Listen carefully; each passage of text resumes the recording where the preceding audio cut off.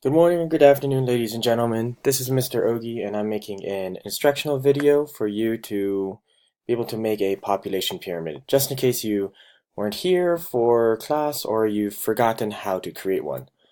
So the first piece of this is, what does a population pyramid even look like? If we recall from Friday, that population pyramids show us the percentage or the distribution or how spread out or which categories people are found in within a country. So are the percentage of people within an age group within a country.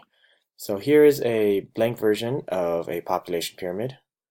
On the left hand side you'll see male here.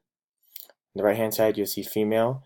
And population pyramids will always have the population spread between for every 5 years. So in the bottom we have people who are between 0 and 4 years old, 5 to 9, 10 to 14, 15 to 19, all the way up to the very top to 95 plus. Some population pyramids go beyond that. Some actually cap at around 95 plus, because there's not very many people who live to that age. And at the bottom we have, here as any form of graph, we have percent of the population, or on both sides start at 0 and they go all the way out to 12% each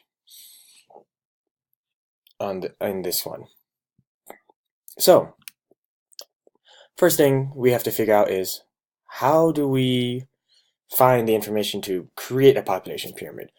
So what you're going to do is, first you're going to go to Google and you're going to type in the US Census Bureau, highlighted here, and you're going to go to their international database. So once again, in Google you're going to type in the US Census Bureau International Database, hit enter, and your screen should look like this.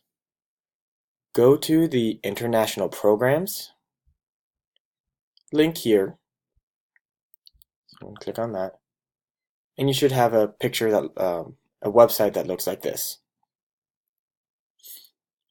So there's a lot of stuff going on on this screen.